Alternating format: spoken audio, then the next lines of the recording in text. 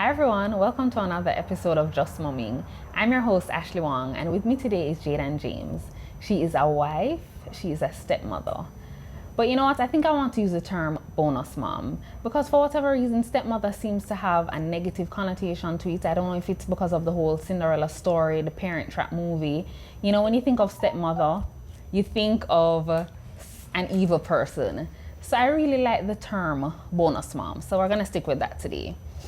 So Jade-Anne's situation is actually a bit unique because typically when parents separate, the child would usually go and live with their mom and spend the weekends or every other weekend with their dad. In Jade-Anne's case, her stepson actually lived with her and her husband for about 2 years.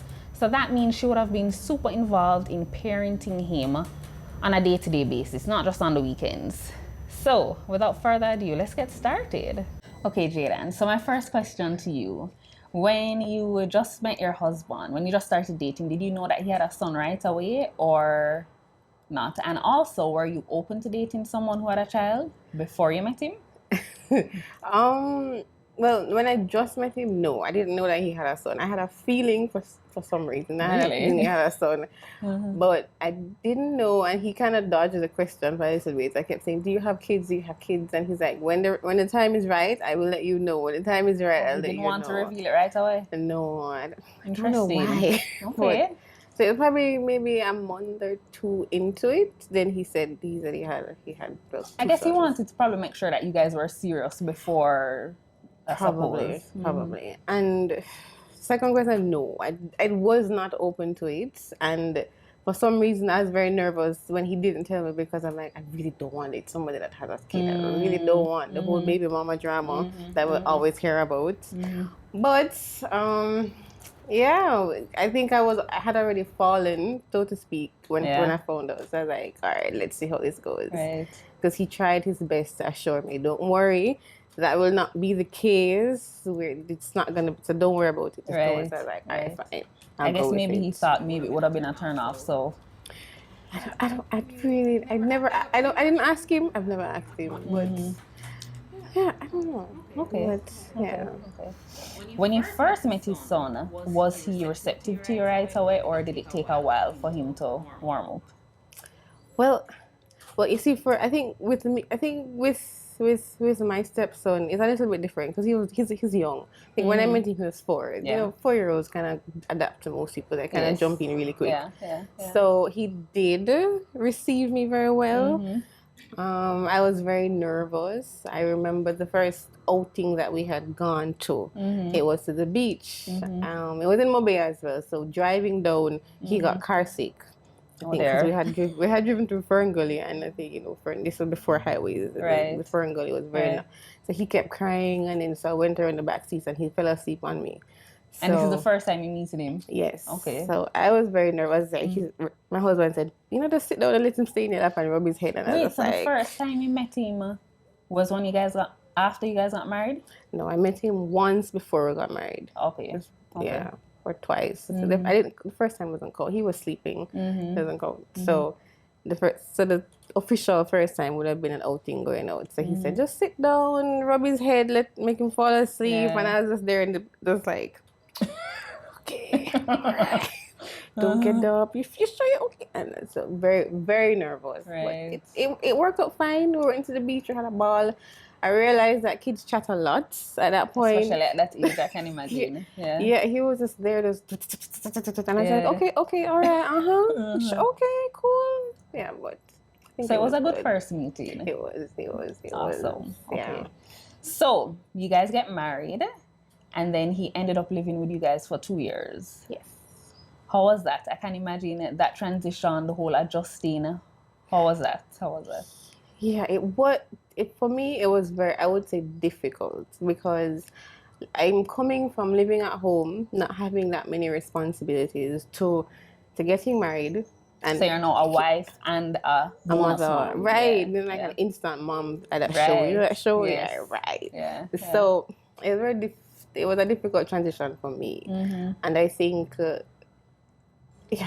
think difficult would be the word because eventually, I think we got married the end of the month, which was July, and we spent 1 month together. And then by September, he was living with us. So I remember going home the night and just seeing his shoes at the door because he was already sleeping. So I was like, oh, he's here. It's like, okay, cool. Yeah. But it was, my husband did a lot for me. I would say that he did good. He did very good making in the trying transition to, as seamless as possible. Yeah, he did a lot of the first stuff, and then eventually kind of just tapered it off to me. Right. So, yeah, I remember. Okay, what were some of the activities that you were involved in with him as his bonus mom? Especially, as I said, because he was living with you. So you weren't a bonus mom just on the weekends. You were like a full-time bonus mom. So, what were did you make him breakfast, help with his homework? Like, what are some of the things? Yeah. All of that. So, like I said, my husband was very good with helping me in the beginning, but he kind of eventually tapered up everything to me. So it started off with me just making breakfast for him, and then soon after that, I would take him to school, and then I stopped working for probably 3 months into the marriage, and at that point he was going to school. So he had gone to holidays with his family, and then he came back. So at that point he was just living, breathing Auntie Jade. Right. So I got him up, breakfast, took him to school, pick him up, back home again. We had like a routine when he came home. We did his homework, and then I'd have some kind of activity to do with him because I didn't want him watching too much TV. So if it's like, I think one of them was like floating and sinking, so I just found like stuff in the house and would pull a bucket, and I was just like there. He was there for probably another 2 hours after I was done because kids love water, so he was there. So so it was like. You were a full-time, as I said, full-time. Yeah, but I don't regret that period, especially because we bonded. I think if we didn't have that time, we wouldn't have bonded as much as we did. Because before, it was me carrying the school. By the time I got home from work, he's probably sleeping. So I really, really enjoyed that time. And that's when he truly came to, I guess, think of me as his mommy. Yes. What did he call you, by the way? Or what does he call you? He calls me Auntie Jade. Okay. Which funny enough, he calls me Auntie Jade at home. Yes. But once we're at school, he calls me mommy. Interesting. I wonder why. I remember one day I took him to school and he was in a car saying Auntie Jade. As soon as I walked into the classroom, he said mommy. So I thought it was an accident. I was like, okay, all right, let's not pay that in mind. Another time it happened, like instantly, 2 seconds later, Auntie Jade then mommy. So one day I was like, why do you call me mommy at school and Auntie Jade at home? And he looked at me and he said, because they don't know you're not my mommy. I don't want them to know you're not my mommy. So it's like, oh, it's exactly. I was like, you're so smart though. And he was still 4 at this point. So I was like, okay, cool. Okay, but whatever you want to call me, you can call me that. Yeah. And like whenever he's in distress, he calls out mommy and then he runs to me. So those are the little things. But, Wow. So you guys really did form such a very close and special bond. I know he's no longer living with you guys full time, but what is your relationship like now? Well, to be very honest, we don't really talk that much. No, I think that's based on his mom and his daddy. But I do remember when he just left, he asked his grandmother, who was going overseas, to ask me to write him a letter so that he could read it whenever he wanted to. Oh my goodness. And that, I don't know, it touched me in a way that I was imagine. Like, why would he want, and I don't know, and I feel connected to him that way because I taught him to read, so it was another thing. You see, go make me get all emotional.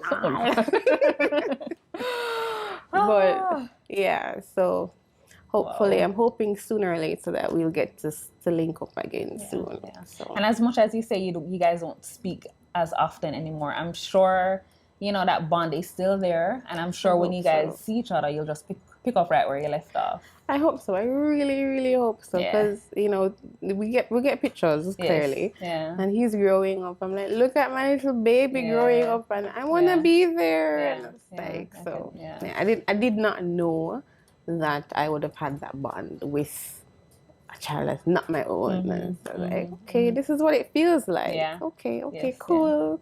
But do you think that it has helped to prepare you for when you have your own biological child? Definitely. Yeah. Definitely. It also made me realize that I'm not ready for my own biological child. Because you wouldn't have gone through the whole newborn toddler stage with him. So yeah, that stage is tough. But Yes, yeah, yeah, exactly. yeah, So yeah. going through that, this because he was 4, Right, going through 4, realizing that he wasn't helpless. It right. He wasn't was as somewhat helpless, independent. Yeah. right? And I was like, but I don't know if I can manage like a full blown baby that's gonna I'm need sure me you'll for be just everything. fine. You'll figure it out. We're all winging it. Trust me. That's what I hear. I mean, it's a journey, Yeah, yeah. and I think it helps. It definitely helps, and I do look forward to having my own. Yes. I realize that I'm not as a pushover as I thought I was gonna Yes, be. yes.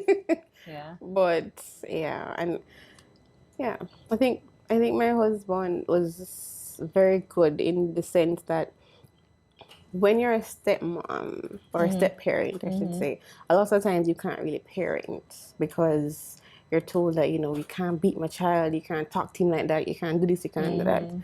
My husband was very different. He Yeah. said if he needs it, Yeah. give it to him. Yeah. And Yeah. he supported me, so it's not like he could run to that and say, Auntie Jade beat me. He goes, so if she beat you, that means you're You did supposed to something get wrong. beaten. Yeah, yeah, yeah. So, and a lot of times, if his father beat him, he wouldn't come to me, Right, and right, vice versa. So right. I appreciated that a lot. I can imagine. Not that I Yeah, beat him all the time, yeah, but he yeah. was somewhat of a little on the spoiler side Yes, when yes. he came to us. Yeah, I can imagine And that must be tricky sometimes where you're not sure what boundaries you can, if you can right, be a disciplinarian and, so I can imagine. yeah, But that's a good thing definitely. that, as you say, he supported you in Yeah, allowing you so to be a parent, yeah, essentially. Yeah. definitely. Yeah.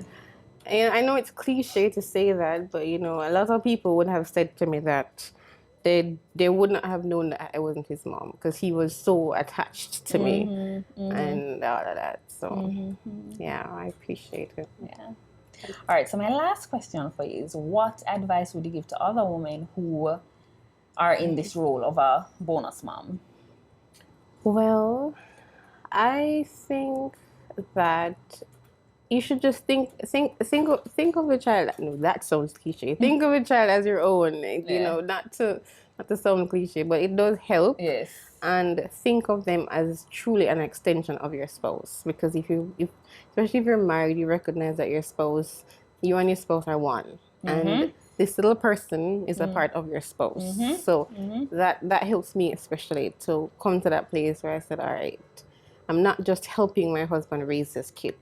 This he's mine too.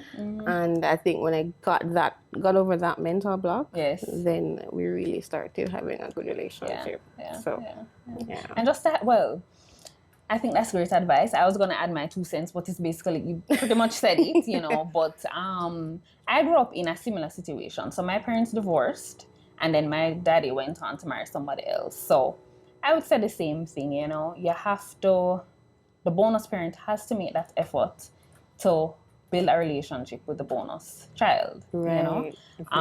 They have to realize that it's a package deal, So if you are going to get involved with somebody who has a child, it's not just your husband or your wife. They're a package deal. The child was there before you and will always be there. So I think that's so important, Yes, definitely. It's important for you to build a relationship with that child outside of your spouse because at the end of the day, it's you and them. Yeah. Your spouse is another person. And I agree 100%, yeah. And the kids, they don't ask for it. They don't ask to be in the situation, and at the end of the day, they all just want love and attention. Yeah, so yeah. I think this was so important for us to discuss because blended families are becoming more and more common. So you just have to find a way to make it work, Definitely, yeah. Thank you so much for joining. You're welcome. I really appreciate it. Thank you for watching. I really hope you enjoyed that video. Please remember to like, share, subscribe, and don't forget to leave a comment as well. I really want to hear from you guys. Let's share, let's connect, let's build this Just Mommy community. Thank you so much again.